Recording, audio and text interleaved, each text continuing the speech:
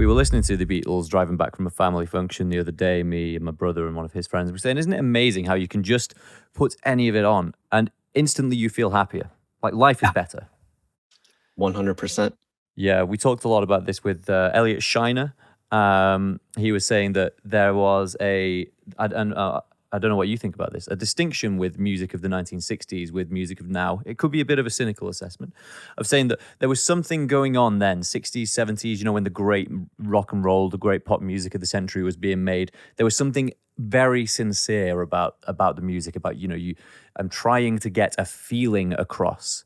And maybe this is, you know, this is me putting my spin on it, that now you don't get that sense from pop music as much as, you know, the desire for kind of sheen and perfection and, you know, sounding like a star. Does that make sense?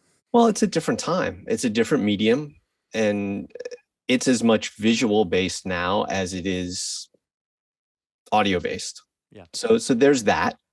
There is something about the tradition of songwriters and songwriting, and you know, that was a time when people played the Beatles, for example.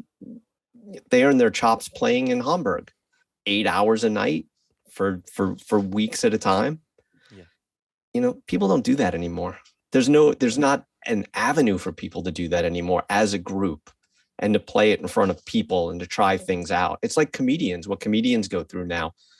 Comedians can't go to a club and work up new material anymore because someone's always got a phone. They're always recording them. They have to be on right then and there. So the whole process is so different. It's hard to compare, but you know, was it a golden age? I would say, yeah. And how much of that music is still part of our collective consciousness? You know, so listen, there's this group, Seals and Croft. You know, they had a song called Summer Breeze that was a huge hit for them.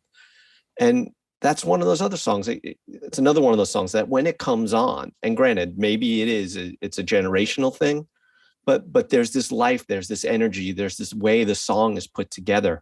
For me, the way I look at it is I always feel like those records or my favorite records are the ones that invite you in, who are trying to tell you something and tell you a story, but not trying to scream to get your attention.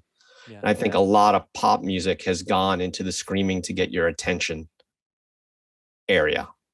But some of it isn't. I mean, I listened to Kendrick Lamar's Damn and completely sucked in. I mean, it's a great record on every level. Yeah, and we're all excited for the new one coming out next month. Yeah, I know. It's going to be great, right? Yeah. So I will hopefully, but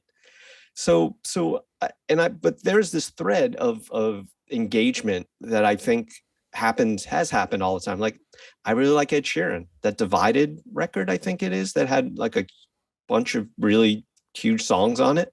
Yeah. Engaging, endearing, something people can relate to. I think that stuff will always find its way through. It's the stuff that's trying too hard. So that's the stuff that makes it a little bit harder to kind of see as a long-term, you know, part of the culture.